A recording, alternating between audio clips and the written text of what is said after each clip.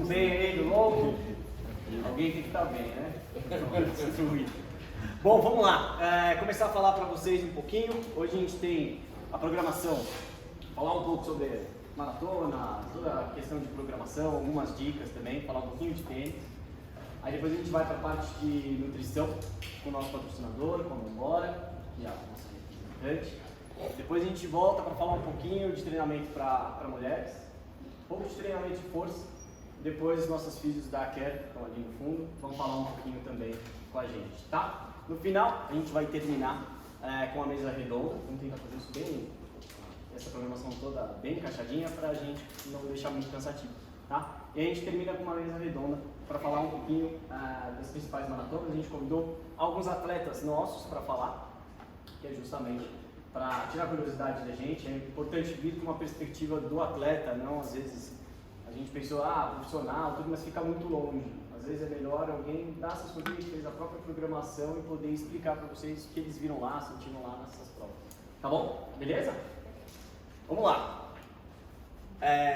Então aqui, a foto aqui dos treinadores, do nosso time, para a gente começar aqui a palestra. Então, vamos falar um pouquinho de números para vocês, planejamento, né, de maratona, programação de treinos, alguns preceitos básicos para qualquer maratonista, a progressão dos longos e algumas informações finais que todo mundo deveria saber, que parece básico, mas no final não é tão básico assim.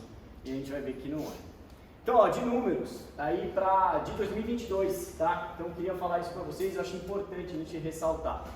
Então, hoje teve recorde, né, de maratonistas em Poá, né? Mais de 22 meias maratonas para baixo de 1h30, 20 maratonas ano passado com índice para Boston, 5 provas aí para sub-3, a gente teve presente em Poá, Berlim, Chicago, Buenos Aires, entre outras provas. Tivemos terceiro lugar na maratona da Disney também. Aproximadamente teve 200 maratonistas por todo o ano correndo pela Ranfan. Continuando aqui, 2023, a gente já está, né, com 12 atletas para a Maratona de São Paulo, 12 para Boston, 17 para Londres. Primeira vez aí que a gente vai para Boston, para Londres com um treinador, né? 50 atletas para meia para a Maratona de Menzos. Estamos com 50 atletas para meia para a Maratona do Rio e 50 também para meia Maratona de Poá.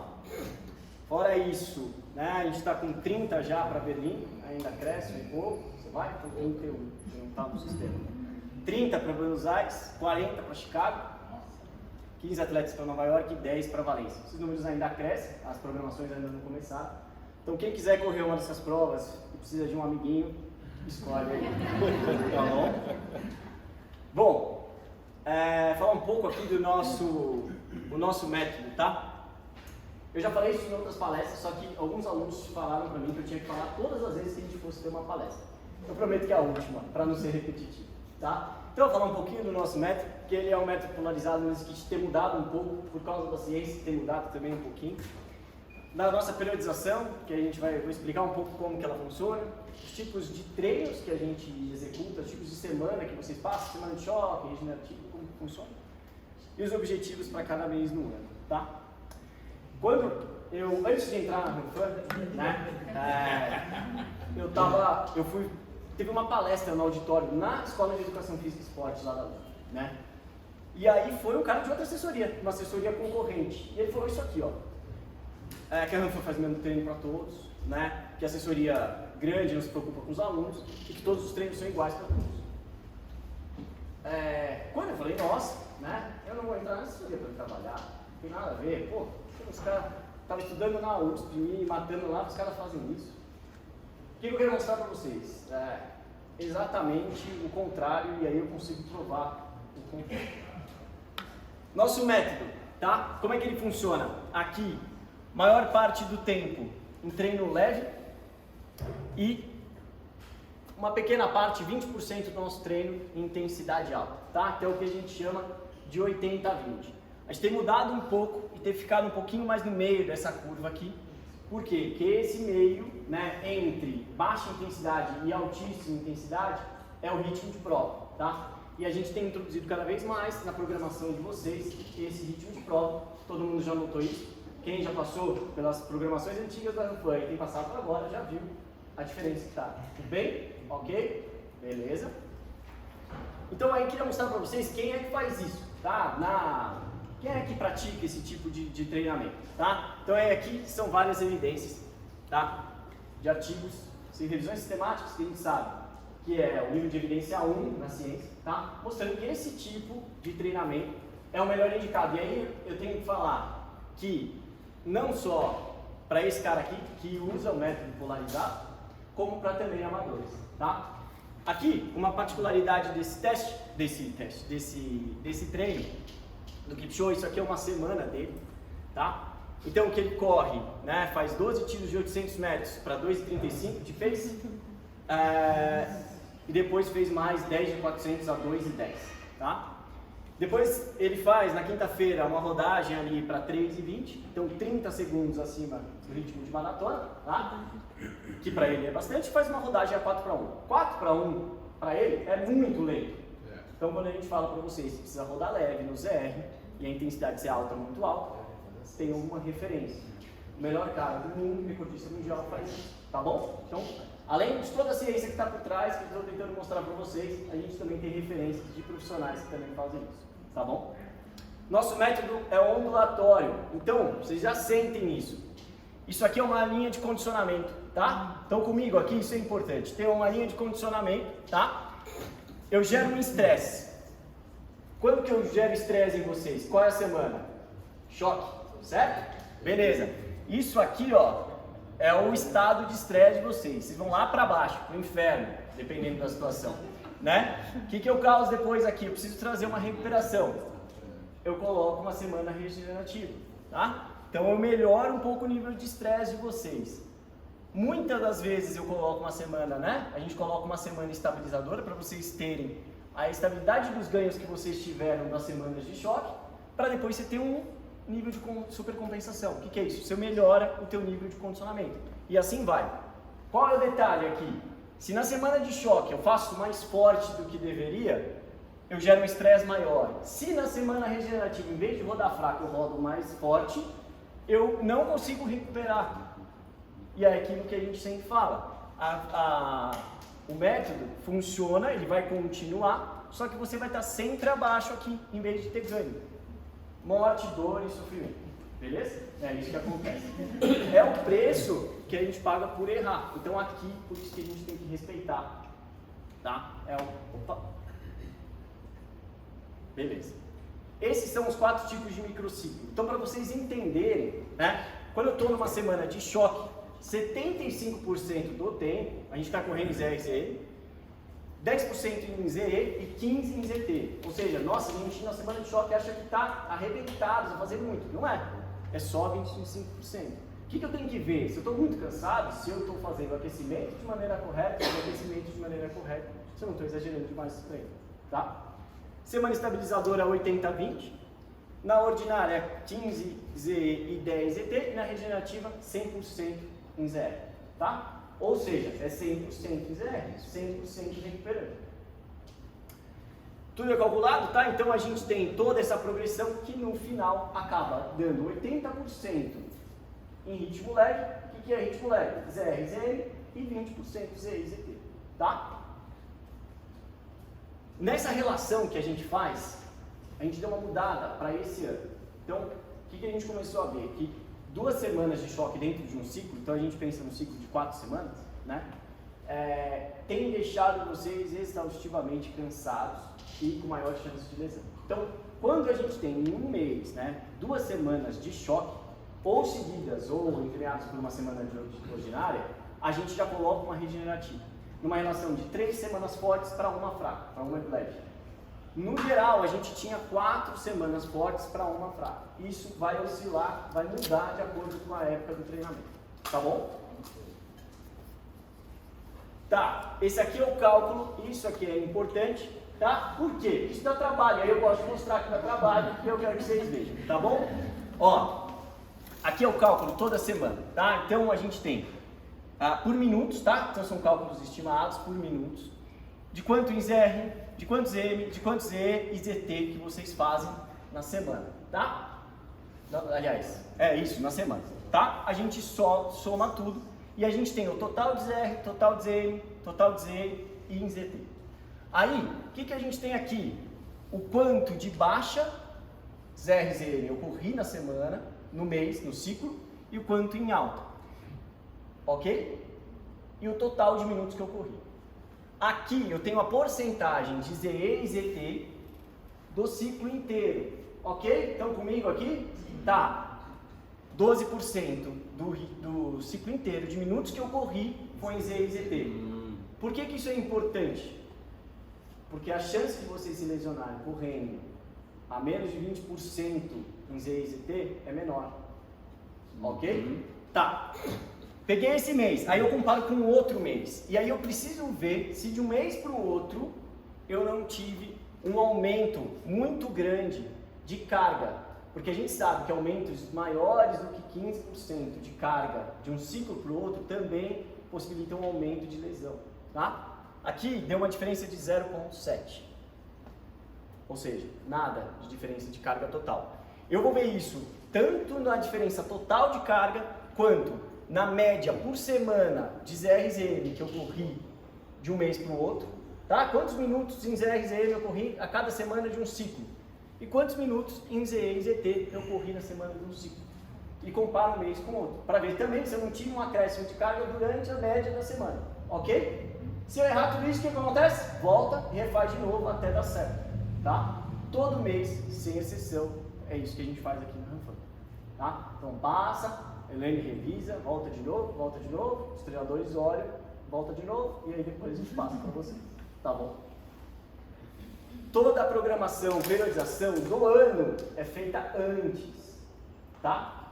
Então a gente faz em novembro tudo que vai acontecer no ano seguinte. Tanto tiros, tanto de subida, tudo que vai ter, relação de esforço, pausa.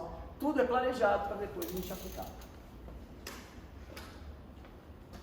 Nessa fala aqui, que eu ouvi lá, quando nem era estagiário da Ranfan, aí eu posso dizer que, ó,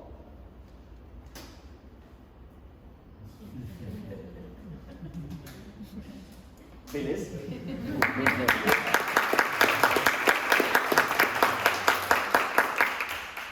Para a gente terminar aqui, maratona, o que eu preciso fazer? Quantos treinos por semana, quanto tempo de treino, qual que é a progressão de longo e as informações complementares. Treinos por semana, 2 treinos de qualidade. O que é treino de qualidade? Tiro, subida, tudo que vocês sofrem. 1 ou 2 ou 3 treinos de rodagem, ritmo leve e um longo. Precisa ser assim? Precisa ter treino de rodagem? Por que eu preciso ter um mínimo de treinos de rodagem? Né? Tem que ter um mínimo de quilometragem semanal acumulada. Você precisa ter um mínimo de horas também de treino acumulados por semana para você conseguir completar uma maratona sem sofrer.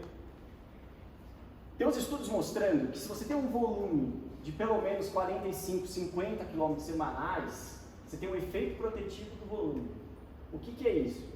Quer dizer que se eu correr um pouquinho a mais por semana, ter uma frequência maior, parece que diminui a minha chance de lesão, tá? Do que correr só 3 vezes por semana. Ou seja, correr mais pode ser melhor.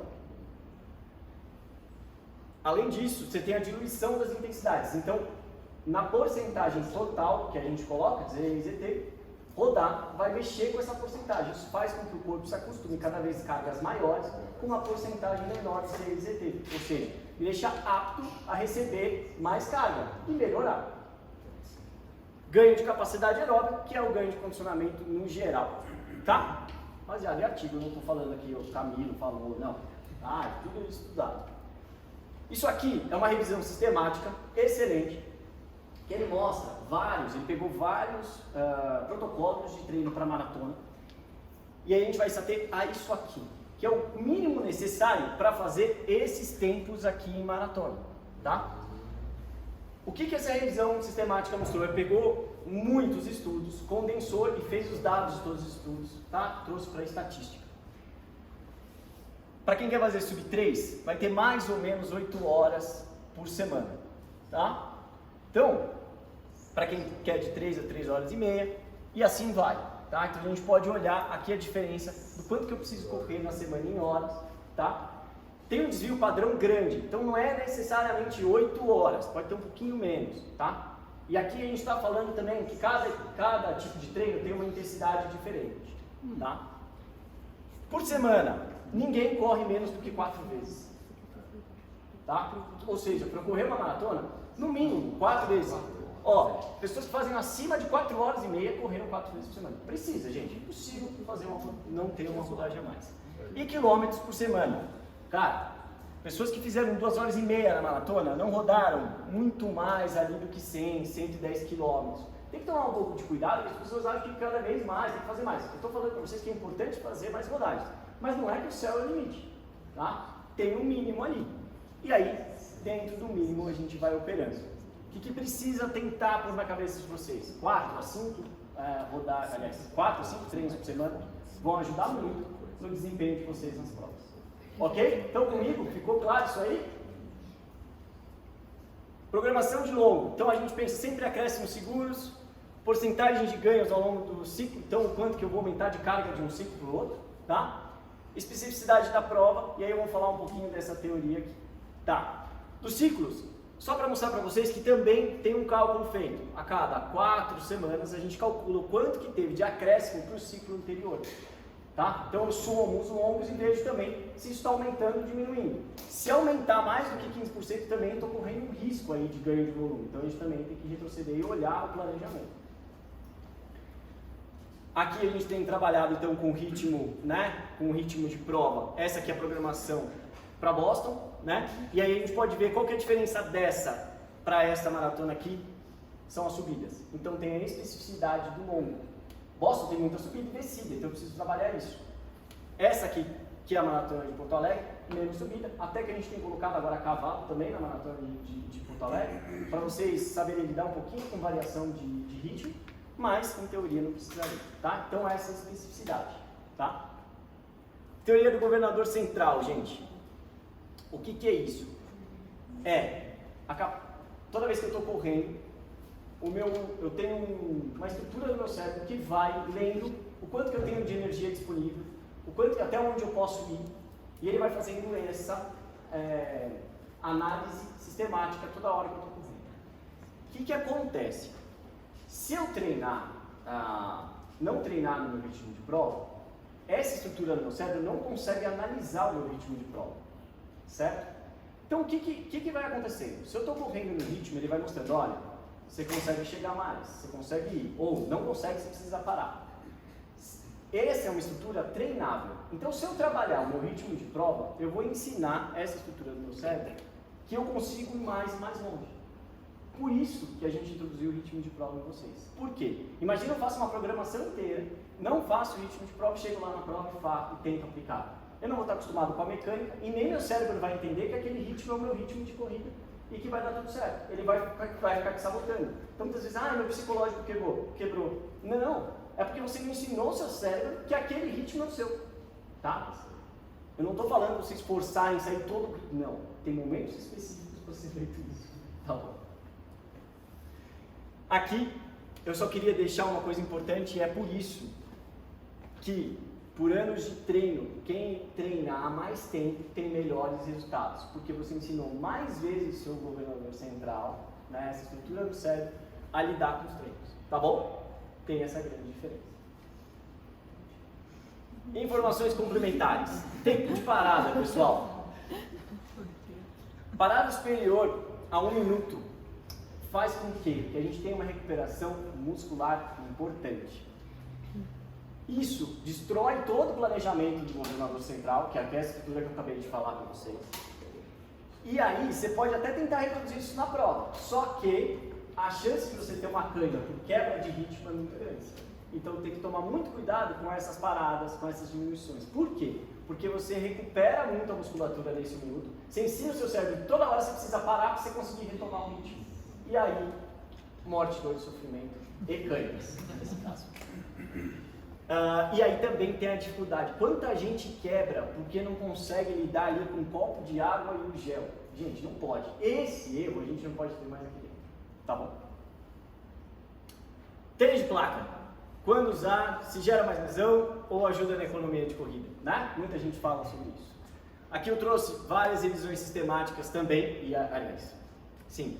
Não são revisões sistemáticas, desculpa. Aqui são ensaios clínicos, então ainda não é o nível de evidência mais alto que a gente tem, porque não tem tempo ainda para falar de tênis de placa. O que eles estão mostrando? Opa. Todos eles mostram, perdão, que você tem um ganho de economia de corrida de até 4%. Ou seja, positivo. Mais ainda para atletas amadores do que para profissionais. Não é que não ajuda o profissional, ajuda. Mas tem uma melhora maior para atletas amadores.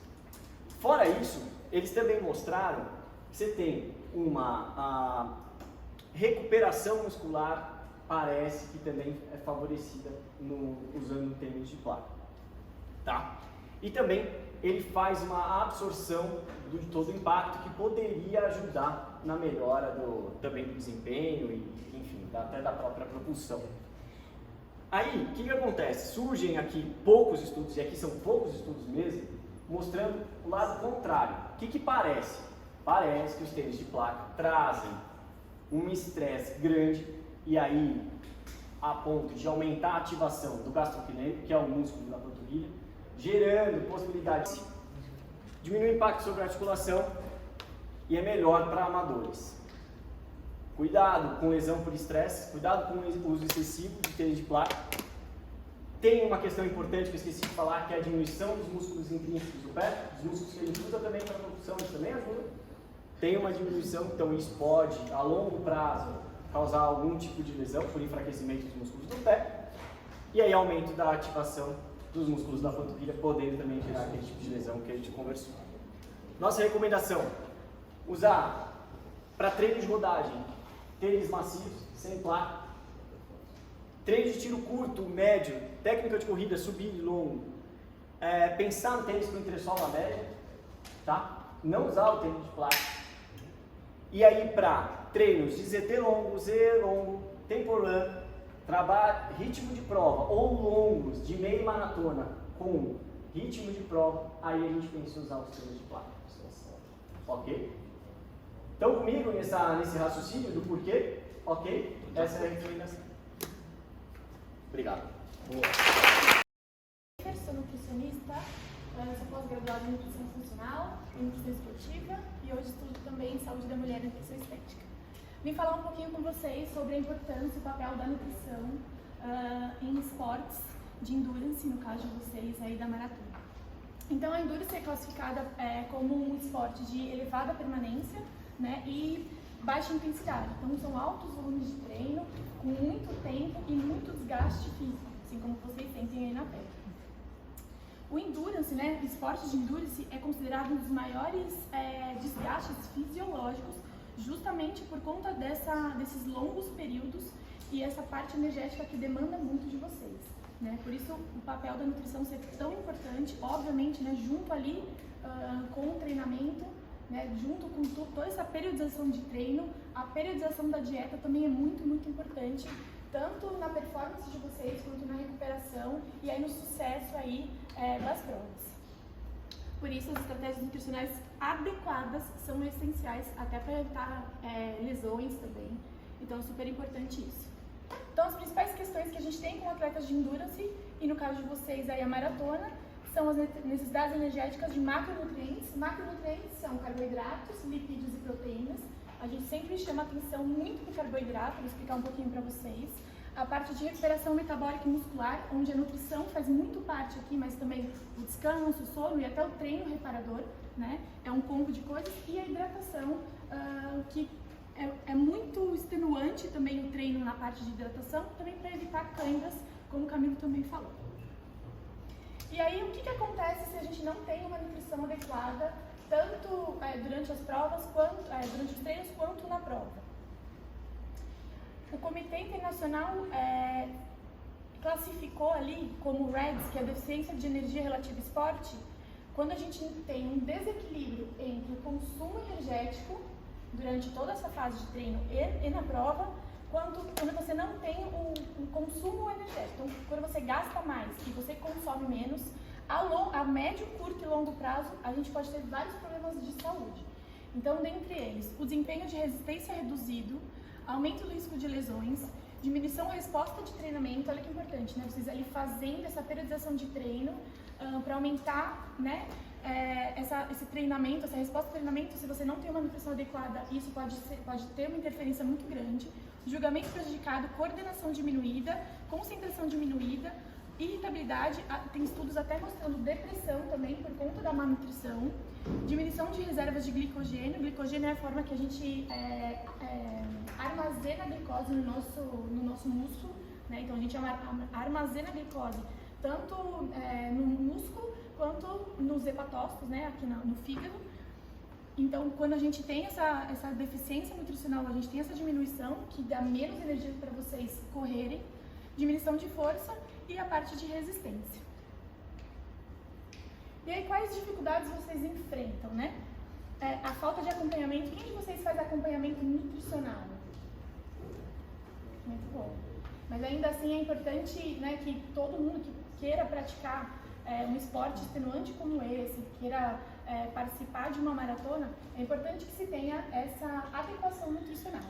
Então, os corredores, eles têm essas dificuldades que, dentre elas, é a falta de acompanhamento e educação nutricional, sintomas físicos, né, lesões e distúrbios gastrointestinais. A gente vai falar um pouquinho da parte do intestino também. Tem até a diarreia, que a gente chama de diarreia do corredor, né? Muitos de vocês ou já sofreram com isso, já ouviram pessoas sofrendo com isso também no meio da prova, ter que parar ali na prova dos treinos.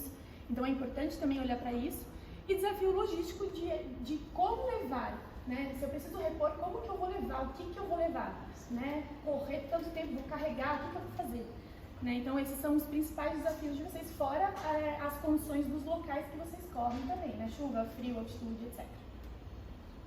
Então o carboidrato, como eu falei para vocês, é a estrela aí da dieta, precisa ser, né? Existe muito estudo no que diz respeito a carboidrato, a consumo, quantidade.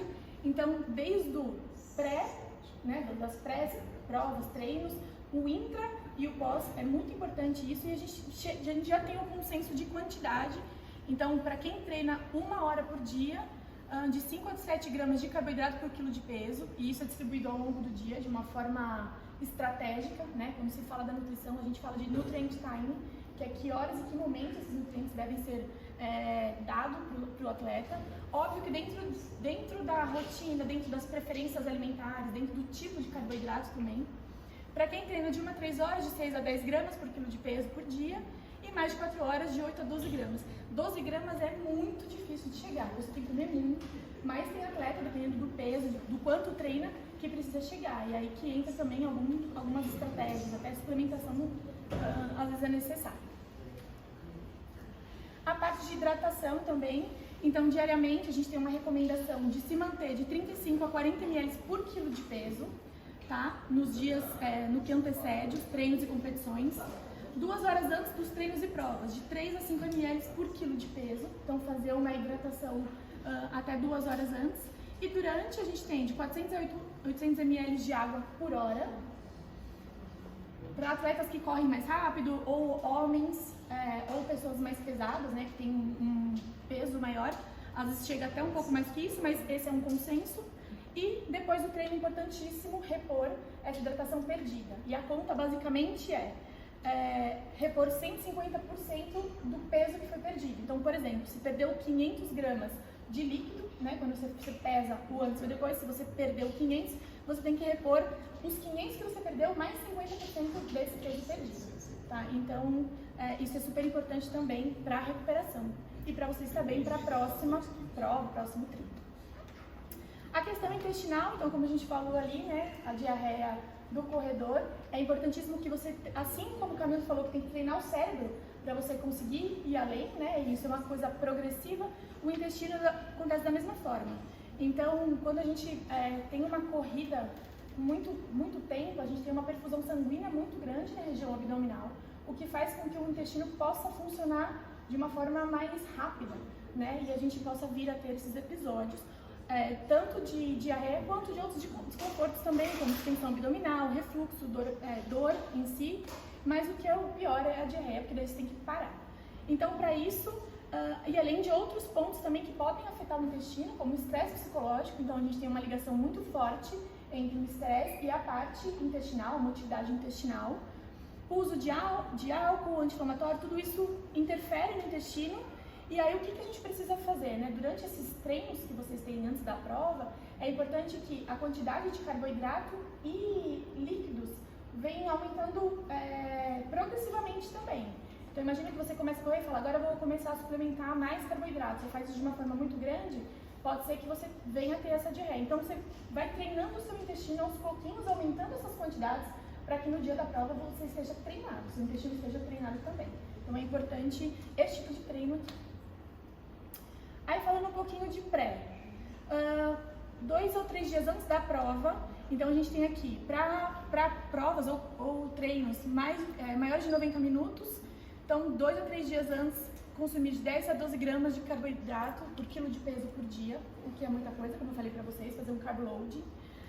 Provas menores de 90 minutos, a gente tem 24 horas antes, você consumir de 7 a 12 gramas de carboidrato por quilo de peso. E imediatamente antes do exercício, até 1 hora, de 1 a 4 horas para o exercício, consumir de 1 a 4 gramas de carboidrato. E aí, aqui o que é importante é o tipo do carboidrato. Então, de 2 a 3 dias, vocês reduzirem ou evitarem o consumo de fibra. É totalmente o contrário, né, do que todo nutricionista fala, mas isso é só para esses momentos específicos.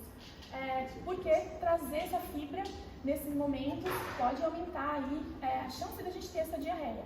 Então, somente para esses dias específicos, tem que optar por carboidratos mais refinados, diminuir um pouco fibras, pães integrais, coisas integrais.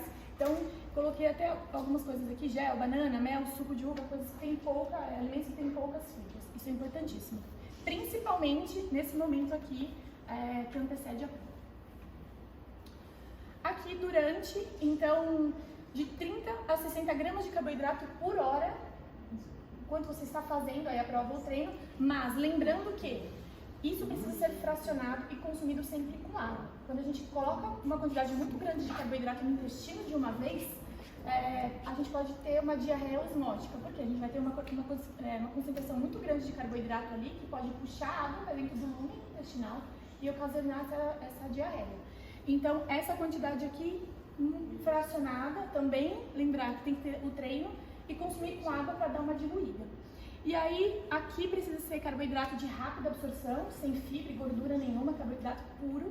E aí a gente tem a opção do gel, que é o que é mais fácil, né, de você levar, de você armazenar isso, até em condições climáticas de chuva, se você, sei lá, levou uma bisnaguinha, alguma coisa que pode estragar e você perder o seu índice. Um sachêzinho de gel tem quantas gramas?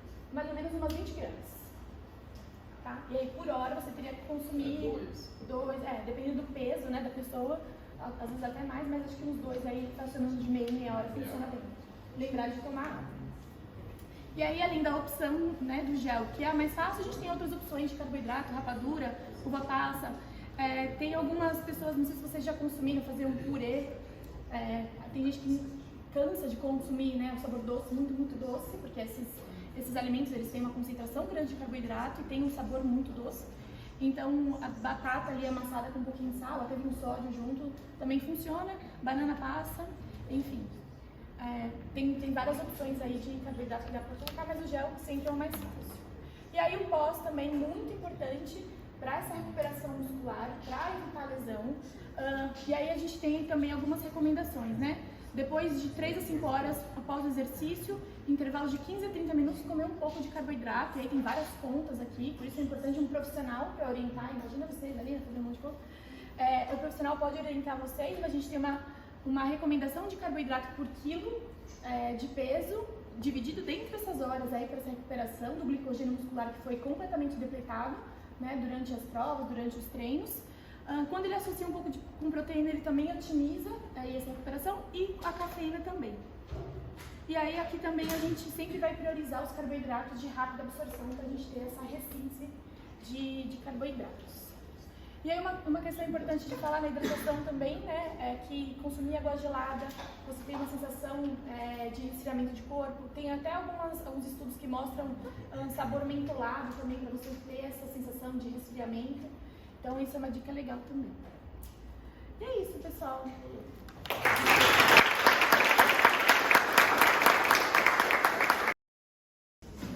Pessoal, bom dia aí para todo mundo.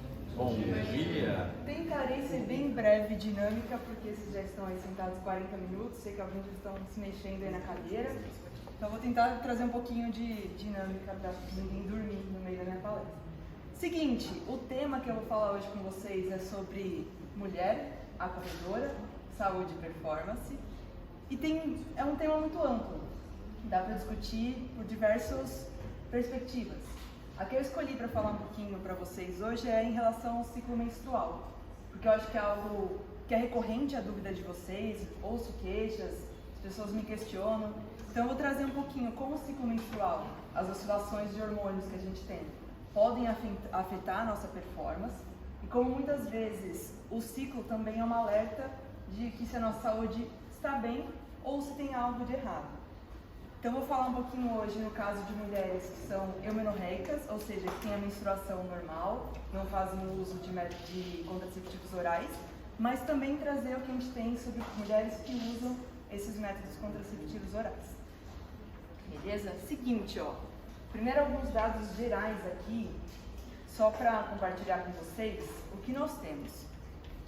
Quando a gente compara corredoras com mulheres que não praticam atividade física nenhuma, as corredoras têm um período de sangramento menor do que as mulheres que são sedentárias. Então isso já é algo bem positivo. E quando a gente observa queixas de relação à cólica, dores de cabeça, entre outros incômodos, corredoras têm menos queixas do que mulheres que não correm. Então, bem interessante, se alguma amiga sua sofre com isso, fala para ela começar a correr que vai resolver esse problema e muitos outros. Seguinte, ó, quando a gente fala de ciclo menstrual, agora eu vou falar um pouquinho para vocês tudo o que acontece com o nosso corpo, todos os fenômenos que estão sincronizados e interligados durante esse ciclo que dura 28 dias. Vai ser um monte de coisa, mas relaxem que eu vou depois apontar para onde a gente vai ter que prestar atenção. Mas é só para vocês entenderem a complexidade que está por trás do nosso ciclo. Começa lá com alguns hormônios liberados pela nossa hipófise, são 2 hormônios. Esses hormônios, eles vão estimular principalmente a região do nosso ovário. Lá no ovário nós temos folículos, que aí durante esses 28 dias, num primeiro momento esses folículos crescem, amadurecem e se desenvolvem. E num segundo momento, eles vão se degenerar, transformando em corpos lúteos, que são esses corpos amarelos. Isso que acontece, esses folículos, conforme eles crescem e amadurecem, eles também produzem hormônios, que são os hormônios ovarianos, o estrogênio e a progesterona. Esses hormônios, eles vão atuar retroalimentando os hormônios hipofisários, mas também vão atuar no nosso útero, com o espessamento do nosso endométrio, um dos tecidos que nós temos no nosso útero.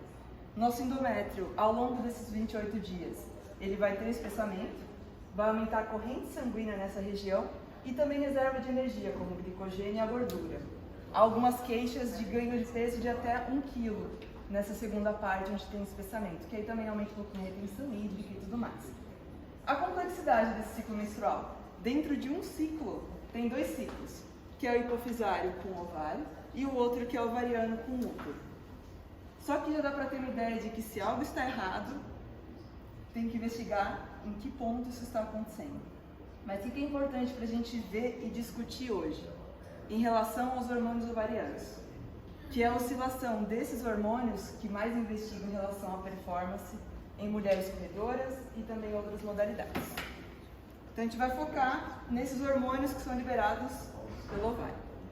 É o mesmo gráfico, só trouxe só ele para ficar um pouco mais limpo. São os mesmos 28 dias. Quando a gente fala de ciclo menstrual, eles dividem, até para ficar mais didático e também para realizarem pesquisas, dividem o ciclo em 2 períodos. Um primeiro momento é a fase folicular, que vai desde o dia da nossa menstruação até o dia que a gente tem a ovulação, que é onde o nosso folículo cresce, amadurece e desenvolve. E num segundo momento é a fase lútea, que é quando esse folículo vai se degenerar e transformar um corpo lúteo. Então, até quando vocês usam alguns aplicativos que registram o seu ciclo, ele vai dividir por fase folicular e a fase lútea. O que acontece com os nossos hormônios nessas 2 fases? Focando primeiro aqui na fase folicular. Tem a menstruação, níveis hormonais baixos, tanto progesterona quanto estrogênio. A gente tem um aumento bem expressivo do estrogênio, atingindo ali o pico mais ou menos no final da fase folicular. Logo em seguida vem a ovulação. Já os níveis de progesterona baixos durante toda a fase folicular, a primeira fase do ciclo. Quando a gente vê a fase lútea, a progesterona a princípio está baixa, mas aí ela aumenta bastante e depois cai novamente. Já o estrogênio, ele cai, se eleva, mas não tanto quanto a progesterona, e cai novamente quando a gente tem novamente a menstruação. Então aqui nós temos o contraste e o que é importante a gente memorizar. Na fase folicular, estrogênio está com níveis altíssimos, e na fase lútea, a progesterona que tem níveis altíssimos. Perfeito? Só a primeira parte, 28 dias, hormônios ovarianos, estrogênio e progesterona. O que esses hormônios fazem? Onde eles atuam? O estrogênio, que é o hormônio com maior concentração na primeira fase do ciclo, ele tem um efeito anabólico interessante. Ele é responsável por mudanças até mesmo metabólicas. E vocês, corredoras, vão entender bem o impacto disso. Níveis de progesteronas altos aumentam reservas de glicogênio muscular, que toda corredora quer, e aumenta a utilização de gordura como substrato energético. Perfeito! Progesterona está alto, posso correr uma maratona. E o estrogênio também tem um efeito protetivo para danos musculares, então tem uma menor resposta inflamatória. Progesterona, ótimo para as corredoras. E o estrogênio? A progesterona é anti-estrogênio. Então, tudo que estrogênio tem de bom, a progesterona tem de ruim, pensando em performance da corredora. Tem alguns casos de doping que é com estrogênio, né? Normalmente nadador. Justamente, porque tem esse efeito. Apesar de que falam que o consumo sintético do estrogênio não tem tanto efeito quanto o endógeno. Mas, se eles estão conseguindo resultado, talvez tenha uma pequena parcela. Então, pensando dessa forma, estrogênio é bom para a corredora, progesterona é ruim. Quando a gente vê o nosso ciclo novamente, a primeira fase, que é a fase folicular, melhor momento, fase lútea, o pior momento. Entretanto, quando a gente vai olhar a meta-análise da literatura, eles conseguem ver diferença apenas em um momento. Eles falam que para a mulher corredora, o pior momento para praticar exercício com a menor performance é no período da menstruação, porque os níveis tanto do estrogênio quanto da progesterona estão muito baixos. E o melhor eles conseguem ver que de fato é ali um pouco antes da ovulação, que é quando o nosso estrogênio está nas alturas. Nessa revisão, meta-análise, eles não veem queda da performance na fase lútea, mesmo com os níveis de progesterona alto. Mas aí vocês mulheres devem estar perguntando, pode falar. Se você tem cólica, eu tenho. Certo. Eu corro mais ou menos uns 20 minutos para passar em duas fases. Posso tomar alguma coisa? Não sei dizer. Acho que seria melhor ver com a ginecologista. Não, assim, se eu, por exemplo, tomar algum remédio, eu quero minha performance, eu não sabe? Não sei te dizer. Mas a cólica sempre acontece. Dependendo do Não que faço acontece.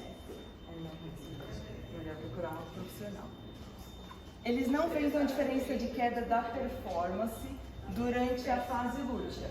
Mas aí você, mulher corredora, deve falar, como a TPM não afeta? Eu tenho cólica, é desconfortável, não rendo. Dor nas pernas também. Mas o que acontece? Esses estudos, eles avaliam performance, número. Se correu 3K, correu em ritmo. Fez tiro de 1, para quanto foi? Esses números, às vezes, não tem diferença. Só que como a gente se sente em relação a isso, pode ser diferente. E aí, eu trago esse outro estudo bem bacana, que ele vai avaliar o efeito do ciclo, não na nossa performance, mas como a gente sente o exercício. Percepção de esforço, prazer e desprazer. Aqui nós temos a fase folicular, a fase com níveis de estrogênio, que é melhor, e aqui a fase lútea, onde nós temos maiores concentrações de progesterona. Além desses hormônios, tem outros hormônios que também estão em alta e em baixa durante esses dois ciclos, esses dois momentos, duas fases. Na fase folicular, a progesterona está baixinha, que é ruim, o estrogênio está alto, e o cortisol, por exemplo, que é um de estresse, também está baixo. Então, nesse momento da fase folicular, nós ativamos áreas do nosso cérebro que estão relacionadas a sentimentos positivos. Então, são momentos onde você termina a corrida e fala, nossa, esse treino foi bom, foi prazeroso, onde aumenta a nossa resiliência, então às vezes está difícil, mas ainda assim você consegue lá ser mais resiliente, e aumenta também as emoções positivas. Então durante a fase folicular, estrogênio lá no alto e a gente tendo emoções positivas, respostas mais positivas ao exercício. Já quando a gente está na fase lútea, além da progesterona que é ruim está alta, a gente também tem altos níveis de cortisol. Esses hormônios vão sensibilizar outras áreas do cérebro que estão relacionadas a menor afeto ao exercício, então é um momento que a gente sente mais desprazer enquanto corre, aquele treino que nunca parece que encaixa, nunca é bom, maiores percepções de esforço, maior sensação de dor realmente durante o treino, maiores níveis de ansiedade, menor motivação e emoções negativas. Eu até brinquei que ainda bem que eu li esse quadro durante minha fase folicular, porque saber que metade do nosso mês a gente está tendo emoções mais negativas, tendo maior sensação de esforço, menor prazer pela atividade física, é bem triste, né? É bem ruim. Então, ó,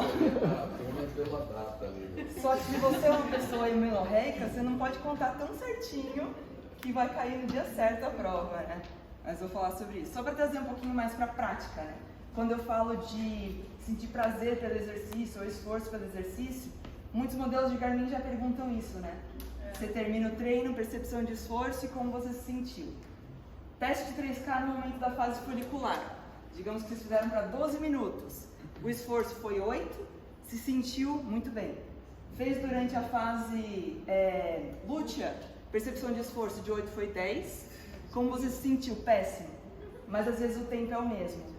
Então muitas vezes a gente se engana, acha que não está encaixando, que não está performando, mas é como você está analisando o seu treino.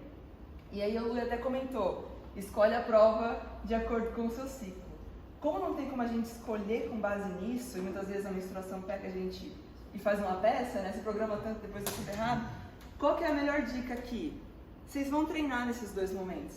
Então vocês vão saber lidar com o deu certo e o deu errado. Então o segredo aqui vai ser, treina nos dois e saiba que nesse momento você pode sentir isso. Eu acho que é o treino e o conhecimento. Então agora vocês sabem que nesse momento vocês podem sofrer essas influências. Então aceitem elas, acolham elas, façam um grupo de apoio. E aí... Sou o governador central. Exatamente. Treina o governador central, fala que você que manda nele. Então beleza. Isso sim, tem outra questão, né? Durante a fase folicular e a lútea, na lútea a gente tem um aumento da temperatura corporal. E isso é ruim pensando em performance.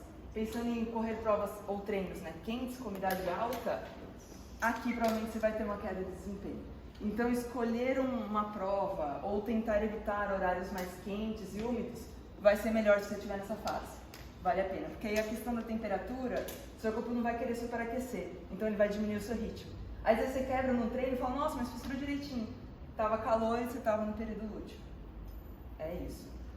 Então, ó, isso tudo eu falei de mulheres que não usam métodos contraceptivos orais, que têm a produção de hormônio endógeno.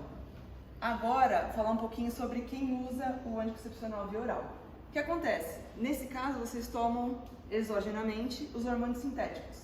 Então, a gente não tem oscilações de hormônios ao longo do ciclo. Se não tem oscilação de estrogênio e progesterona, não muda a performance durante o ciclo. É tudo constante, então você sempre vai performar, não vai ter aquela questão de ter emoções mais negativas. Nada disso, em teoria, vai acontecer se você usa esses métodos contraceptivos. Só que quando eles comparam mulheres que não usam anticoncepcional e as que não usam têm um rendimento melhor do que as que usam. Porém, depende. Se você é uma mulher que sofre muito de cólica, que tem as dores nas pernas e tudo mais, será que a performance de fato vai ser melhor se você não usar? Ou vai ser melhor usar, controlar e ter menos desses sintomas? Então é muito caso para discutir, caso a caso, como você se sente e tudo mais. Beleza, falei tudo sobre performance, agora vamos ao alerta da saúde. Ocorrem distúrbios menstruais relacionados ao esporte e são complexos e multifatoriais. Quando a gente compara, na verdade, deixa eu primeiro falar da amenorreia secundária. O que é essa amenorreia secundária? É quando uma mulher que tem ciclos irregulares, deixa de menstruar por 3 ciclos seguidos, ela tem uma amenorreia secundária. E se ela tem um ciclo mais regular e também deixa de menstruar por 3 ciclos, ela tem essa amenorreia secundária. E isso é maior em mulheres que praticam corrida do que mulheres que não praticam. Eu não coloquei, aqui está de 2 a 5 para quem não pratica e de mais de 6% para quem pratica. Eles colocaram um range gigantesco de 6 a 79, mas com algumas falhas. Eu achei melhor colocar só 6 para ser daqui todo mundo assustado. E desordens no ciclo, então essa questão de oscilar muito a duração do ciclo, né? Também é maior em mulheres que praticam a corrida. Mas eu vou falar um pouquinho mais sobre isso, não se assustem. Isso ocorre mais em mulheres que são mais jovens e começaram agora na modalidade, do que mulheres que são mais velhas e têm mais experiência com a modalidade. O que pode contribuir para você ter essa desordem no ciclo, ter essa segunda amenorreia? O treinamento extenuante, o estresse relacionado à competição, um baixo percentual de gordura corporal, fatores genéticos, mas principalmente baixa disponibilidade de energia, que foi o que a Fernanda, não esqueci o nome dela. A Fernanda acabou de falar sobre a REDS, que é você não ingerir o tanto que você está gastando. E na maioria dos casos onde a mulher tem essas desordens no ciclo, pode ter certeza, a alimentação dela não está adequada para aquela quantidade de exercício, para aquela intensidade e o estresse todo que ela está passando. Beleza, então pensando sobre saúde, esses são os pontos. Falei sobre saúde, falei sobre performance. E agora, como vocês podem monitorar isso? A própria Garmin, quem usa o relógio, não sei se já viu, tem a opção ciclo menstrual. E aqui, para quem ainda não usa, já recomendo usar agora, que você tem tudo num lugar só. No aplicativo, você coloca o seu período de menstruação, ele vai fazer um relatório assim como ele faz da corrida. Então, a duração do ciclo de cada mês, quantos dias teve, ele fala a fase que você está, e aqui ele ainda dá uma dica, ó, fase folicular. A carga de carboidratos no dia anterior ao exercício é importante para atletas de resistência nessa semana. E mais, tem como você adicionar sintomas.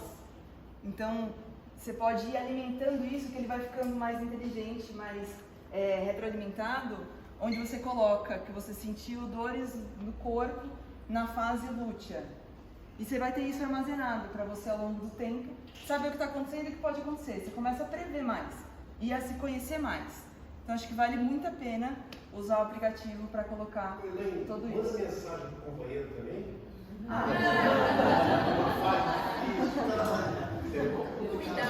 Cuidado. Mantenha a distância. Semana de choque na fase lútea. Cuidado. Eu posso falar com a Garmin, eu vou desenvolver isso. Beleza. Aqui são as referências do que eu falei hoje também. Não foi nada que eu tirei da minha cabeça. Poderia tirar da minha experiência, mas não, tirei de artigos científicos mesmo. E o que eu tinha para falar com vocês hoje é isso aí.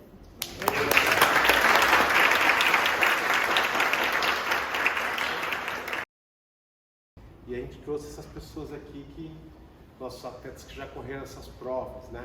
Então acho que é um momento bom para a gente perguntar, né? E principalmente alguns detalhes que são fundamentais para quem tem uma vontade de correr essas provas, porque fazer uma maratona, vocês já viram bastante a importância do planejamento do treino. Parece meio óbvio, né? Mas todo esse cuidado que é feito em termos de treino, de preparação, de nutrição, de físio e tudo mais. Agora, existe uma parte operacional, quando a gente vai para a prova, que também é muito importante, né? Então, a gente vai aproveitar aqui a experiência dos nossos atletas para isso, né? Só pegar meu óculos aqui, senão não enxerga, né? Elaine, gostei da ideia do Garmin, mas vou falar com a Garmin, vou mandar a parte do... Bem, vamos lá. Então, vamos falar primeiro de Buenos Aires, e aí eu escolho quem para falar, Buenos Aires Kawasaki, é isso? Pode ser o Kawasaki? Então tá, eu corri 2 vezes. 2 vezes Buenos Aires, então é uma pessoa acho que boa para isso. Então vamos lá. Em relação a Buenos Aires, né, Kawasaki, existe uma diferença em relação a Chicago e Berlim, que é muito importante, que é a questão de não ter necessidade de sorteio, certo? A inscrição ela é feita automaticamente, certo? Agora acho que quando eu corri, acho que foi em 2011, 2012, já bem mais tranquilo, né? Aumentou muito os atletas também que correm maratona, né? Agora está um pouco mais concorrido, mas acho que está tranquilo, não precisa de sorteio. Eu também entrei lá no site, realmente isso que o Kawasaki falou é uma grande verdade, né? Quando a gente começou a ir para Buenos Aires, eu particularmente comecei para a meia maratona de Buenos Aires em 96, né? E eu lembro de ir com o ônibus da Run Fun e tal, quando a gente chegou lá, não é que eu fui de ônibus daqui até lá, não. Já bem claro, não era tão raiz assim. Não era tão raiz. Eu aluguei o ônibus lá. E aí, não é muito raiz, né, cara? Mas foi engraçado, quando a gente chegou lá para correr, eram outros números, né? E quando a gente chegou de ônibus com 40 corredores, o cara ficou tão espantado que eles colocaram o segurança na frente, a polícia, batedor na frente do ônibus. Eu falei, isso não vai dar certo, né? Os caras estão achando que a gente é profissional. E aí foi batedor até a linha de chegada, né? E falaram, delegação brasileira. Abriu a porta. O primeiro atleta que desceu era um atleta nosso, Franco, que corria bem, mas ele tinha uma barriga desse tamanho. E ele usava a meia social. Eu nunca esqueço a cara do policial quando ele olhou pro cara descendo assim e falou, cara, que delegação é essa? Mas assim, aumentou muito, realmente, a maratona hoje tem muito mais gente. Acho que quando o Kawasaki correu, deviam ter na maratona acho que 5 mil, 4 mil participantes, né? Hoje, se bobear, a maratona está com mais de 10 mil, né? Então assim, mas a inscrição é muito mais fácil, certo? Tá. E a maratona é nível bronze, né? Também da IAF. Da IAF, já alcançou o nível bronze. Para quem não sabe, na América do Sul, acho que é a melhor maratona para se fazer. E é legal comentar isso, porque para aqueles que estão vindo para esse mundo agora, né, a IAAF, que é a organização máxima do esporte da maratona, ela classifica as maratonas em ouro, prata e bronze, né? Então a maratona de Buenos Aires consegue ser na América do Sul a melhor maratona, né? Me conta uma coisa, então não tendo sorteio não há uma necessidade de agência, certo? Não tem porquê. Legal. Me conta e em termos de viagem para a prova, Kawasaki, você vai para lá, é uma cidade que não tem quase nem fuso horário, né? Então, eu acho que, como é que funciona? Você normalmente vai muito antes? Como é que... As 2 vezes que eu fui, eu cheguei na sábado mesmo, então vou Que direto. não é o ideal, hein? Fui direto, sábado, direto lá pra feirinha. Peguei lá o kit, né? E foi. E fui. Essa é uma boa vantagem, né? Que é perto, né? Então, praticamente dá pra ser num final de semana ir lá e voltar, correr. Se não for de ônibus, né? Se for de ônibus. Hoje será a segunda antes da prova. Ô André, você falou, você esteve acompanhando o pessoal que foi no passado, né? Deu problema na inscrição da maratona lá na feirinha? Não deu problema, né? Então feirinha foi tranquila também. Ô Mário, assim, eu acho que o ano que eu fiz para retirar a inscrição, eu pensei que eles pedem um laudo médico, um cardiologista. Isso, eles pedem. Para provar que está tudo ok, que falou, né? Pode ser Ainda continua. Pode ser em português mesmo, não tem problema nenhum. Então esse é um ponto. Uma declaração médica, está tudo ok. Mendonça nem pede, a gente está falando de Mendonça, mas pede também. Tá. E me conta uma coisa, hospedagem, né? A maratona teve uma mudança da tua época, né? Hoje a largada da maratona é mais lá perto de Belgrano, né? E Palermo, um pouco mais para frente de Palermo, Belgrano, perto de Nunes, né? Do estádio lá Monumental de Nunes. Me conta, bem, você foi numa outra época, mas aí, até aproveitando que o Carlos não é obrigado a saber, com essa mudança, o que a gente percebe é que Buenos Aires tem um problema, né, de locomoção às vezes, né? Então, assim, por exemplo, quem vai para Buenos Aires achando que vai ficar num lugar turístico, né, Luiz? O que você recomenda numa hora dessa, né? Não ficar, né? Vamos lá, assim, eu acho que assim, eu estive lá no ano passado que eu fiz a meia. Esse é um ponto que eu acho que de cuidado mesmo com Buenos Aires é logística. Apesar de ser dentro da cidade, é fácil, Belgrano, mas a locomoção para ir e para voltar, eu recomendo combinar com o motorista, com o táxi. Tem brasileiros que estão lá, ou mesmo argentinos, porque esse é um problema. E a volta, então, não pegam vocês, molhado e tal, assim, não pega. Então, já vi uma das vezes que eu fiz, eu voltei andando um monte para poder pegar um táxi e conseguir voltar. Então, hoje eu acho que a recomendação é, você pode ficar na parte mais central, na parte que você quiser, em Puerto Madeiro, mas é combinar o táxi de ir e de voltar. Porque também quando termina e despeça ali naquela praça, ali no parque, é fácil, você combina numa rua lateral, ele pega lá e volta. Eu acho que de recomendação de Buenos Aires, mais é essa questão logística. Então esse é um ponto importante, né? A gente, até para esse ano, né, que a gente está indo para lá também com a equipe, com o treinador, a gente optou por locar Airbnb, tá? Em Belgrano, pertinho da largada e da chegada, porque também em Belgrano está perto, como foi falado, de Palermo, que é um lugar legal, né? E aqui entre nós, assim, os lugares mais turísticos que antigamente, lá na época que eu fui de ônibus, em 96 eram bacanas, né? Não, hoje em dia Palermo é o melhor lugar. Exato, já não sou mais Recoleta. Recoleta é que nem, não sei, né? Praça da Sé, assim. Então você vai, meio assim, já meio batido. No ano passado, não foi para correr, foi para visitar, cara. Tem várias atrações ali que eles pegaram aquele site onde passa o trem, enfim, tem vários restaurantes ali. Mas aonde você fala? Em Palermo. Em Palermo, então, Palermo, é isso aí. Ficou muito mais turístico lá no Porto Madeiro para jantar à noite, mas assim, você vai pagar na média 700, 800 pesos, o peso ainda para 50, 55. Então assim, vale muito mais a pena também, outra dica, não vale a pena, porque tem duas cotações.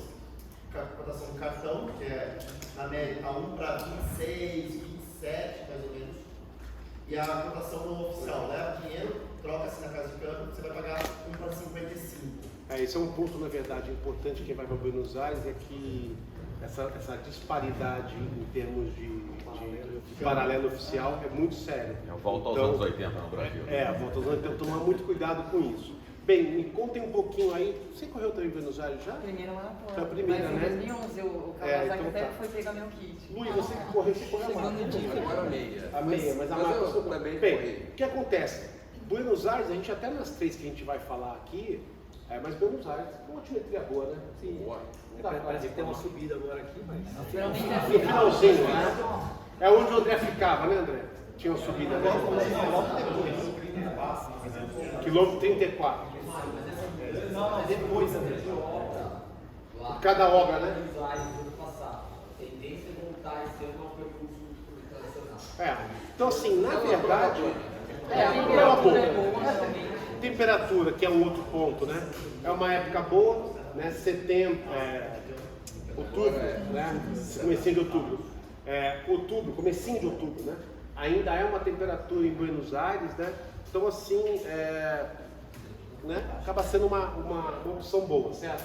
Acho que é a melhor opção na América do Sul, certo? Muita gente pega isso para Boston. Eu fiz 2017 lá, eu acho que assim, para a primeira maratona ou para uma das primeiras é uma excelente opção. Acho que esse negócio de você poder ir na sexta e chegar domingo e voltar faz toda a diferença. Você vai falar das outras aqui, nas outras você precisa ir antes para adaptar para o fuso horário. Você vai para a Europa, a largada é sempre muito cedo versus o fuso horário onde você está. Chegou na sexta, é como você vai, tem que começar a correr às 2 horas da manhã, 1 hora da manhã.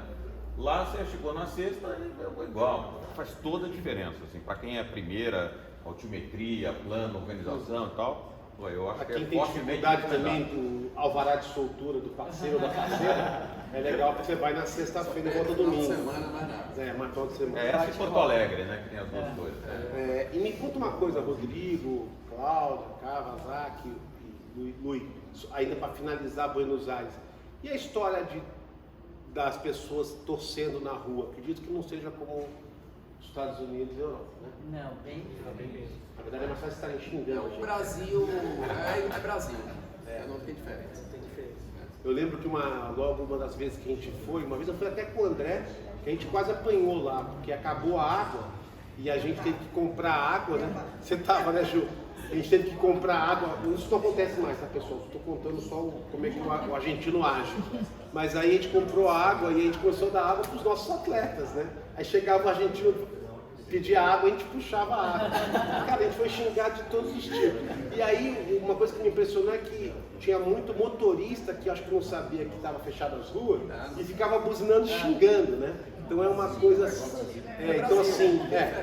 Então assim, aqueles que esperam, por exemplo, o povo na rua torcendo, não é o caso, tá bom? Então beleza. Não tem assim, ó, eu tava contando aqui com o André, eu lembro que eu tava, quando eu passei quilômetro 39, eu olhei e falei assim, putz, falta 3 só. E aí, tipo, acho que deu uma relaxada na concentração e eu tava com uma bandeira do Brasil dentro do bolso da bermuda. E eu falei, cara, tipo, sei lá, eu falei na minha cabeça, cara, eu preciso tirar peso. Aí eu falei, vou colocar a bandeira do Brasil, então eu comecei até a competir atrás. E aí eu comecei a ouvir as pessoas gritando, vai pra cima, vai pra cima. Tipo, foi assim, mas era do quilômetro 39 pra frente. Uns 12 vai Brasil nessa aí. Assim, mas vai fila, no meio da prova, ali com madeira e tal, não tem ninguém. É breu. É diferente. É breu. Não, legal. Bem, pessoal, então assim, eu acho que acho que analisar Buenos Aires é isso, melhor maratona para a América do Sul, mais fácil de chegar, isso facilita muito logística, né? Hoje, com a relação de câmbio, tá maravilhoso, né? A gente fica meio rei, né? Barato, vai comer bem, né? Depois dá para tomar um vinho nacional e comer uma bela carne e comemorar. Vamos agora para mesmo dia, né? Esse ano, mesmo dia da prova, Berlim. Então, Buenos Aires e Berlim acontecerão no dia 24 de setembro, né? No mesmo dia, né? Estarão correndo os dois.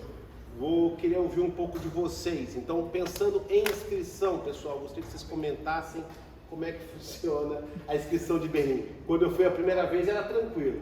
Hoje em dia mudou, né? Eu me inscrevi, a primeira vez eu me inscrevi era por ordem de chegada na inscrição, mas aí depois eu fiquei lesionada e perdi. Aí eu me inscrevi. Isso foi em que ano? Acho que foi antes de 2015. Aí em 2016 já tinha sorteio, mas era fácil na época de ser sorteada, então eu fui sorteada. Mas hoje, o que eu dou de dica? Se vocês não forem sorteados, tem uma agência italiana que chama Terra Mia. Essa dica é boa, hein, pessoal? Porque eu ia falar dica é metade do preço de uma Camel da vida. Na época que eu corri, era 1/3 do preço da Camel. Então, e você com esse rosto italiano conseguiu fazer isso? Não fui eu sorteada, mas outros sorteados, vários amigos. Não, mas é confiável. Não, mas a minha pergunta não, né? Essa pergunta, Cláudia, se você sendo brasileiro pode fazer. Não, vários. Já desde 2016. Ah, é mesmo? Você paga só o Big Number e o terrestre. Nossa. Depois, aéreo por tua conta e eles não pagam, não cobram um absurdo que nem a Câmara. Olha, pessoal, essa é uma informação que vale ouro, viu? Vale Londres, por exemplo, tem sido a maior alternativa, porque não consegue nem com as agências brasileiras. Isso eu sei, Londres não. Mas, então, quer dizer... Berlim ainda, acabou, mas a gente já não está mandando e-mail direto. Berlim tem essa opção muito boa. Caramba, que legal, que bacana. Já desde então, 2016. Bem, então o pessoal que quer planejar, depois peguem um toque dessa Terra Mia como italiano. Muito bom mesmo. É muito difícil ser sorteado em Berlim, porque o que acontece, né? As maratonas, todas as maiores maratonas, e na verdade todas as maratonas que começam a ficar boas, inclusive como Buenos Aires, como Valência, que o Camilo comentou, né, que a gente já vai ter gente esse ano, todas essas provas, elas vão crescendo muito, porque quem correu quer correr de novo, e tem gente nova correndo. Então, quer dizer, você vai tendo uma progressão geométrica, né, Luiz? É um negócio muito grande. Por isso é que essas provas enchem. E aí, logicamente, o sorteio se torna necessário, é difícil ser sorteado. E esse planejamento é importante. Você tem que se planejar pelo menos com 1 ano de antecedência, porque aí você precisa ficar atento ao sorteio, a data, tudo. E depois, caso não seja sorteado, eu recomendo já entrar em contato com alguma agência para garantir a inscrição no ano que vocês querem correr. Falou. Também, né? Oi? Berlim também tem inscrição por índio. Tem também por Mas é a pior. Tem. Olha, É a mais difícil. É mais difícil. 2 horas e 45 minutos. É mais difícil. Você é bom ali, mas vai ser difícil. Os caras Não, mas para homem, eu acho que até 50 é tudo sub-3. ver se acho que dá, olha. Faz um esforço, olha. Bem, vamos lá. Continuando com Berlim, então. Então, como o Rodrigo falou que é um ponto muito importante, Berlim, em Europa, quando você vai correr, normalmente você tem um fuso horário de 4 a 5 horas, tá? Então, a recomendação é chegar lá quando, pessoal? Assim, a história do 4, 5 horas é que é 4, 5 horas do lado errado, né? Porque se correr em Los Angeles também são 4 horas, mas atrás. É como assim, começou a correr às 9 horas da manhã, tudo bem. Vai começar a correr às 1 hora da manhã, no seu que você está treinando. Então, para lá é bom chegar mais cedo, né? Eu em geral, o que eu tenho feito, eu já corri algumas, é chegar na quinta-feira. Por que na quinta-feira? Porque daí você tem pelo menos 2 noites de sono, que é quinta e sexta, boas. Porque na véspera da maratona você nunca dorme bem, né? Vamos combinar, né? Ansiedade, não sei o que, paraná, acorda cedo, parará. Então você ter 2 noites bem dormidas e você já se adapta, né? Na sexta-feira acordar cedo, no sábado acordar cedo, pro horário que tem, para mim tem funcionado bem, né? Mas é um problema, você tem que sair na quarta-feira daqui, né? E aí toma muito mais tempo do que você ir para mas pô, você treina, né? 4 meses. Agora, tu chega em cima da hora e erra porque errou o fuso horário, vale a pena o investimento de fazer mais cedo. Agora, o que eu sugiro, depois da pandemia, tem ocorrido muito caso de cancelamento de vocês puderem sair até antes, eventualmente, terça-feira, porque agora, para Tóquio, teve cancelamento de voo.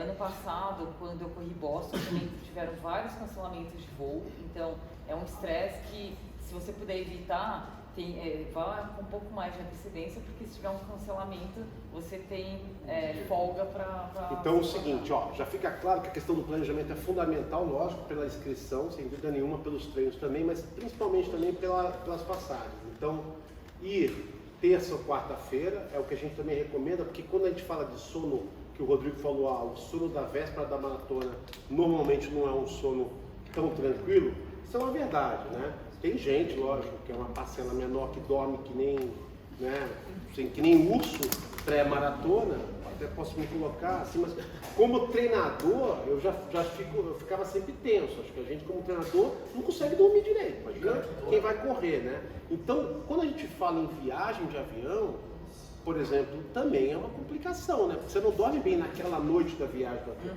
né? Então, acho que é importante esse ponto. Pode parecer, mas vocês estão exagerando, não é exagero, sabe?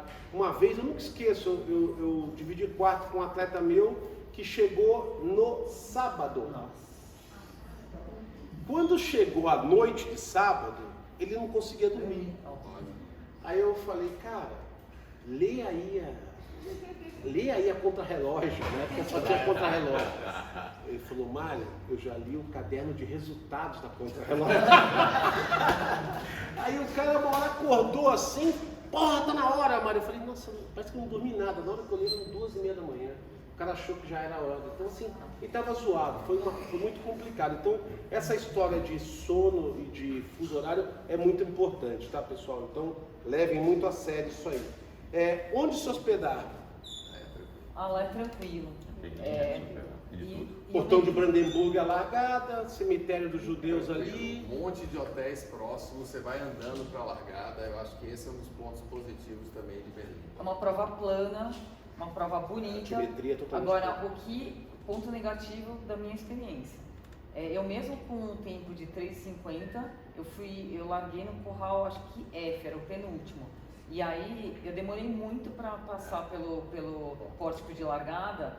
Eu fiquei encaixotada até o quilômetro 10. Então eu aprendi uma técnica de correr meio de lado para ultrapassar as pessoas, mas eu fiquei 10 quilômetros encaixotada. Convenhamos que você não é larga, né?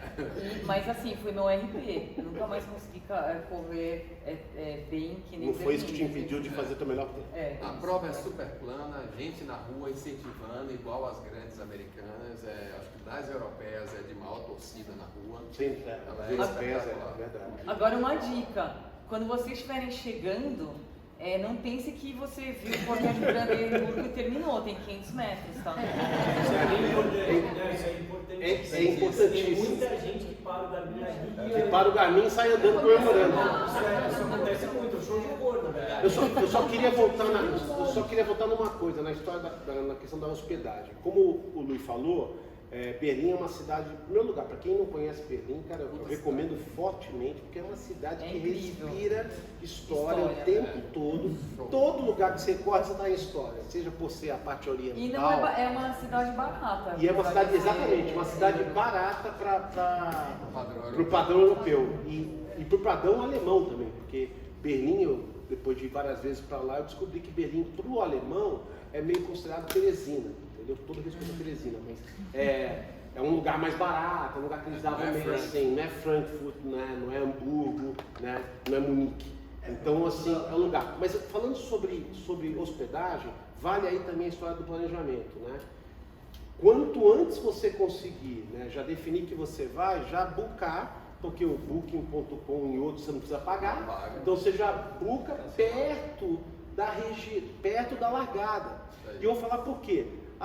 O metrô lá funciona super bem, né? Super bem, o metrô e tal, funciona legal. Mas uma vez eu fiquei longe, pessoal, e eu sofri.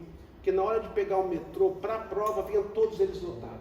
Então, assim, eu recomendo só dar um... Agora, a última coisa do metrô tem a linha verde, né, do metrô, que é aquela que cai exatamente na Torre de Brandenburgo, que é a largada. O ideal é pegar uma hospedagem que pelo menos seja nessa linha verde, porque você não está fazendo nenhum tipo de baldeação.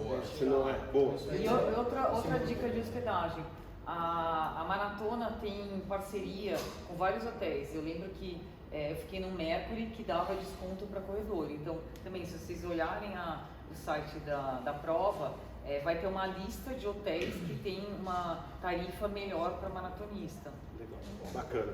Bem, questão de clima, a gente já falou de altimetria. Berlim é recorde mundial, né? Então, logicamente, é a melhor altimetria que tem. Então, ou seja, como o Buenos Aires também que é muito boa, ou mesmo de Chicago que a gente vai falar. Agora, clima. Acho que é bom o Rodrigo falar como é que estava o clima ano passado. Delícia. Delícia, né? Delícia. Você? No meu ano começou bom, assim, com temperatura amena, e depois subiu para mais de 15 graus, que pro meu gosto é quente, mas eu acho que terminou em torno de uns 20 graus. O negócio lá só é o seguinte, aqui foi uma delícia quando estava nublado, né? Que começou nublado e tal e tudo. Aí do meio pro final ela abriu o sol. Aí quando abriu o sol estava forte. Tá? Então assim. Eu peguei já, fiz a mais tempo, vou até fazer de novo agora. Ela tem uma temperatura amena, mas assim, gente, não é tão frio. Ela é Brasil, a gente corre a quanto? A gente corre a 8 graus? Não corre. Então é certo fazendo a prova em Porto Alegre, mas nem treinando em São Paulo. Então assim, acho que ela é uma das temperaturas mais parecidas com as que a gente corre aqui e gosta, que é essa em torno dos 15 graus, que para nós é maravilhoso. Óbvio, se tiver um dia de sol, ela vai abrir mais, o final vai terminar lá depois dos 18, até 20, mas ainda assim, nunca será um fator que vai incomodar, porque a gente treina em condições muito piores, né? Então, em termos de clima, eu acho, aí é a minha visão, melhor do que aquela prova que você larga com 3, 4 graus. Eu acho que uma visão que tem um viés soteropolitano, baiano, acostumado a correr de abadá no verão, mas tá certo, tem que ser levado em consideração. Bem, quantidade de pessoas, né? Cada vez mais, né? Tem mais de 30 sobre clima, que ninguém me avisou, eu fiz uma prova em Londres, na primavera, e ninguém me avisou do pólen. Sim. E eu tive uma reação, eu cheguei na terça, eu tive uma reação super grave, eu tive que tomar antialérgico, assim, a performance foi bem ruim, porque tem muito pólen, a gente não sofre com E a primavera é abril e maio lá, né? O que acontece na questão do clima lá em Berlim é que é o final, né, do verão. Então ainda pode esquentar, pode chover, né, Camilo? Você já pegou chuva lá, não pegou, Camilo? A prova inteira. A prova inteirinha de chuva, né? Ele é início de outono. Então é um momento que acaba mexendo. Agora vamos lá, para finalizar Berlim. Hidratação? Boa, né? Boa, excelente. Berlim é organizada, gente. Prova organizada, ela é premium mesmo. Ela é muito premium. Até, agora, a Expo eu ia falar da Expo. Chegar cedo, porque os produtos acabam. E a Expo outra vantagem é chegar cedo. Você chega cedo, você vai na sexta, na Expo. Esse é um ponto importante, viu, pessoal? É legal levantar esse ponto, viu, Cláudia? Bacana. Imagina o seguinte, quando você vai para uma prova, para uma maratona, né, você tem lá os turistas, né, de fora, e você tem os turistas de dentro, né? Então, assim, seja Estados Unidos, Europa ou mesmo América do Sul, quanto antes você for para a feirinha, melhor. Porque na véspera da prova é que chega todo mundo de dentro, né? Então o argentino vai pegar no sábado a sua inscrição. O alemão e quem mora perto, né? O europeu em geral, que está na Suíça ali do lado, né? Está na Itália pertinho e tal, o cara vai no sábado. O americano em Chicago, né? Que está ali na região, que pegou um voo pertinho, vai no sábado. Então sempre chegar antes também tem essa vantagem, né? E outra informação importante para quem faz questão de ter camiseta da prova. Você não faz parte do kit, você precisa comprar. E eu cheguei, eu não sabia, não tinha camiseta, mas eu não gostei da camiseta, não comprei, mas teve gente que não tinha reservado a camiseta, chegou depois, não tinha mais numeração. Então, se quiserem camiseta, já compra junto com a inscrição. Aí você volta falando que correu. Todo ano acontece isso dele. Acaba a camiseta no segundo dia de feira. Aí você quer mostrar que correu, mostrar a camiseta, não tem a camiseta. Cara, tá certo. Então a gente fecha aqui Berlim. Eu vou dar mais um toque de Berlim, que é o seguinte. Berlim tem uma prova no sábado que é maravilhosa, que é a maratona de patins. Que é imperdível. Que o pessoal ganha, pra vocês terem uma ideia, com menos de 1 hora. São 50 e poucos minutos, ou seja, mais de 40 por hora de patins.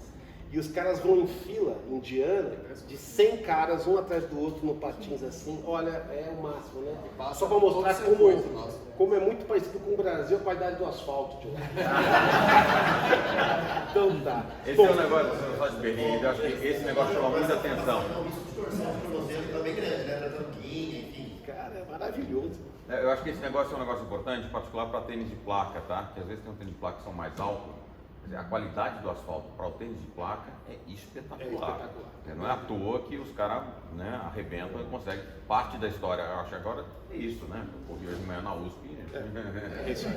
Acho que em Berlim só antes, duas coisas que eu acho que são importantes. Uma de Berlim específica, outra parecido.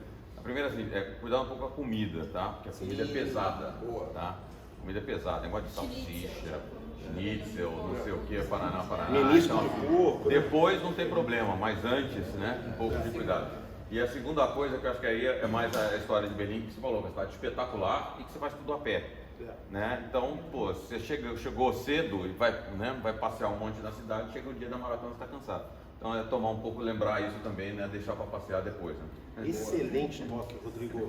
Eu vou falar uma coisa para vocês. Eu desde 2010 eu uso relógio que marca passos, né?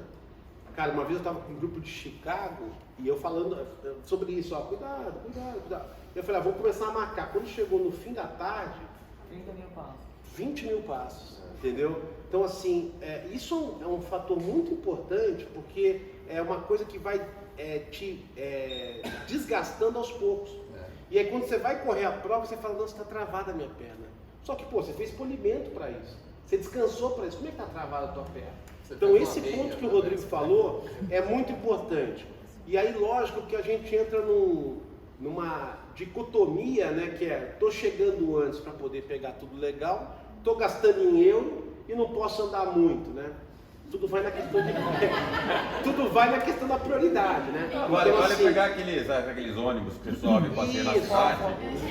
Pô, pré-maratona é espetacular. Aí, pô, tá vendo lá um negócio bonito, que bacana, dá uma sentadinha para olhar, né? Não precisa ficar em pé olhando o negócio, senta um pouco. Procura quebrar, pausar mais o dia, sabe? Senta para tomar um café, senta para tomar uma água, sabe? Vai pausando, porque realmente esse ponto é muito importante. E também aproveitando uma coisa que vale para todas as provas, que a gente vai falar, vai fechar com Chicago, mas vale para todas as provas, é a importância de você reservar restaurante antes. Porque é o seguinte, pré-maratona, todo mundo quer comer italiano. Não o italiano, quer comer comida italiana. Então assim, reserva, né? Reserva antes, já faz Buca lá, porque realmente fica tudo cheio. Vamos aproveitar o gancho para Chicago, né? Chicago, pelo visto, é mesmo. 2 vezes, a ver? Como é que é a questão de inscrição em Chicago? Vamos lá. Chicago eu já fiz de quando você conseguir se inscrever direto e sorteio. Sorteio é sorteio, né? Pode acontecer para todo mundo. Né? Mas acho que é o mais fácil. Mas ainda é o mais fácil. Tem índice também, né? Então, o índice é fácil. também. O índice é O mais índice é fácil. fácil O índice é mais fácil. Mas assim, Chicago eu acho que é das provas das majors, talvez a mais fácil de se inscrever. Então acho que tem esse lado positivo. É uma prova que é Estados Unidos, então também é fácil de voo. É patrocinada pela Nike, que no meu Nike. ponto de vista é a melhor Esse marca. ponto pra- Eu posso falar? É bacana, eu não posso falar, estou proibido, estou de Chicago aqui. Viu?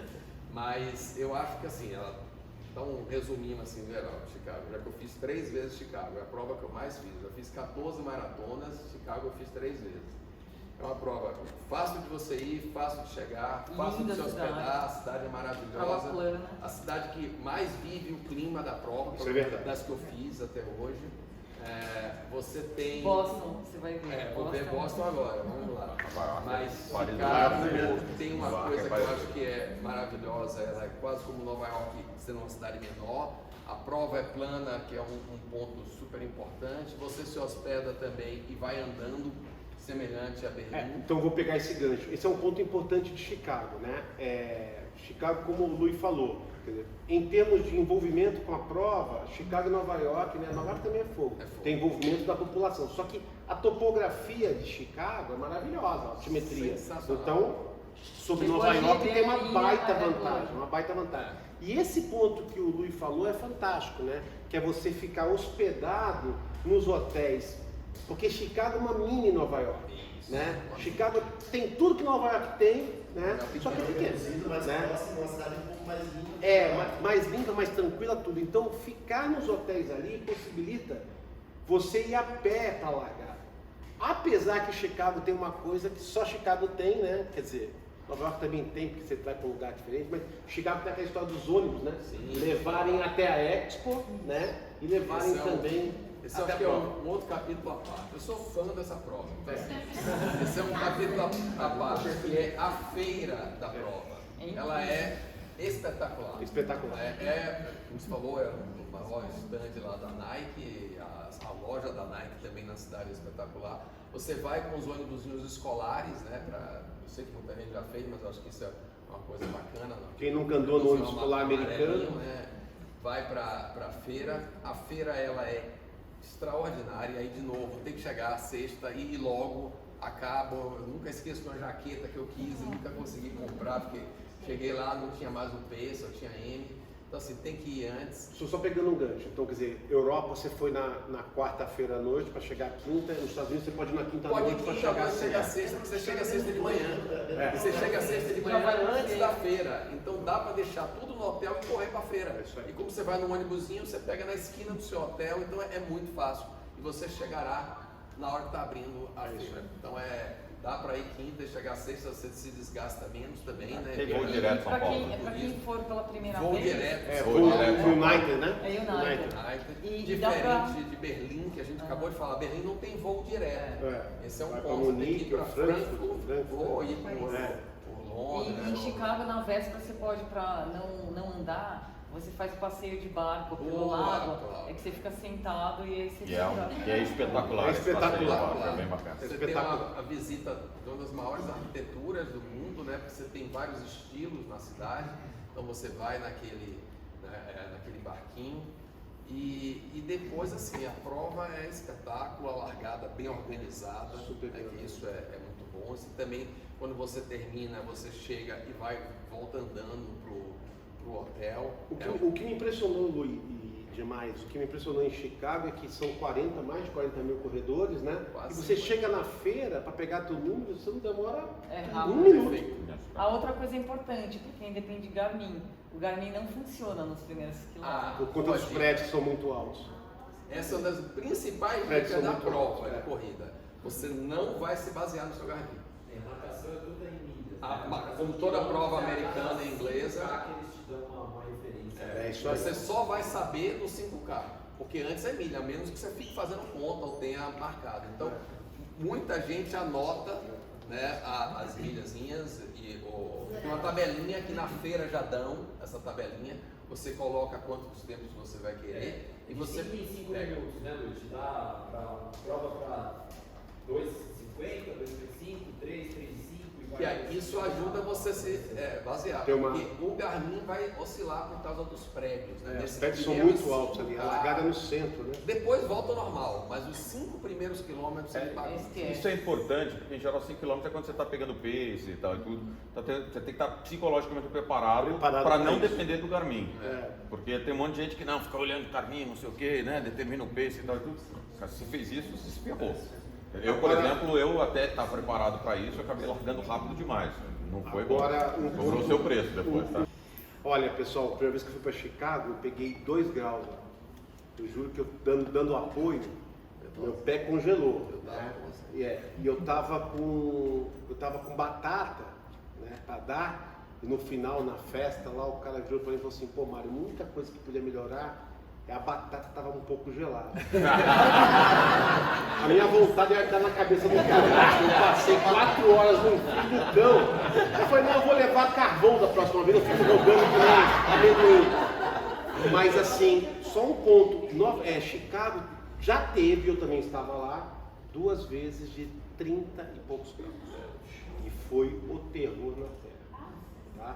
Então foi uma hora que eu tive que reunir toda a equipe também e falar assim, pessoal, lembra da programação que eu mandei para vocês? Esquece. Então esquece, rasga, porque ninguém vai fazer aquilo que eu faço. Então assim, eu acho que é importante aquilo que foi comentado aqui, de estar preparado psicologicamente. Aliás, é isso, né, Camilo? Maratona, né? André, Rodrigo, Camila, todo mundo que a gente trabalha muito tempo com isso, Elaine. Maratona, a gente tem que estar preparado para o imponderável, tá? E imponderável pode ser não pegar o GPS, imponderável pode ser uma temperatura que não é ideal, imponderável pode ser você ter tido um problema para pegar uma determinada água. Então o maratonista tem que ter essa cabeça, essa resiliência e rapidamente mudar a chave, né? Chicago, esse negócio da temperatura tem um negócio que ela venta muito. A cidade do vento. Venta muito, né? E se dá um dia frio, o vento piora muito a temperatura. Tá? Eu lembro de estar no 15, já estava voltando, já estava no meio de prédio. Aí o vento acumula assim, faz aquele túnel de vento no meio dos prédios. Cara, aquele negócio. Eu paguei para estar aqui, que é isso, entendeu?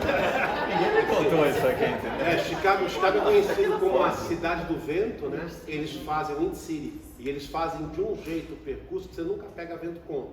Não pega, mas você pode pegar vento lateral. E aí o que ele estava falando, Rodrigo, é assim, que às vezes é muito comum isso, né? Você sai com o casaco e joga fora, né? E aí depois... isso é muito comum nos Estados Unidos, né? E aí depois você fala, caramba, que falta aquele casaco para me fazer. Não, porque você larga nesses lugares que é frio, né? Você larga cedo e depois a temperatura tipicamente no dia sobe. Né? Só que lá você joga o casaco fora e às vezes não sobe e depois você chega lá na frente, além de tudo, bate o vento. Então a temperatura é a mesma, no lugar que bate o vento, você dançou. É muito. E o que eu estou falando é o seguinte, na dúvida, vai mais protegido. Tá? Eu acho. Assim, tem um negócio que quando eu vim em Paris, eu estava com a luva, daí eu joguei fora a luva porque começou a aquecer e tal e tudo, era uma luva velha, não sei o que. Chegou ali na frente, minha mão começou a ficar assim. Em Chicago, não pode jogar fora a luva. Deixa aqui do lado, luva. Não cancelou, põe no bolso e tal e tudo, porque você pode precisar dela depois. Tá? O que você falou? Alguém falou? Isso aí. Não, eu acho que essa dica do vento aí, acho que é um ponto importantíssimo de Chicago.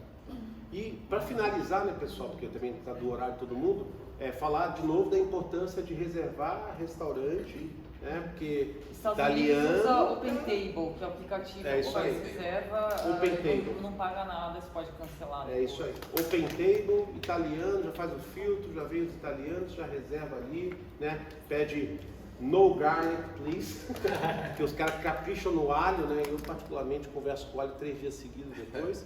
Mas assim, só tomar esses cuidados e agradecer muito a vocês todos que vieram aqui comprar a ideia. Obrigado, né? Dia 15 de abril teremos a outra palestra também e a gente vai tornar isso cada vez mais para poder trazer conteúdo de qualidade. Agradecer a Care Club, agradecer a Mombora, né? Aliás tem Mombora aqui no final, devem, né?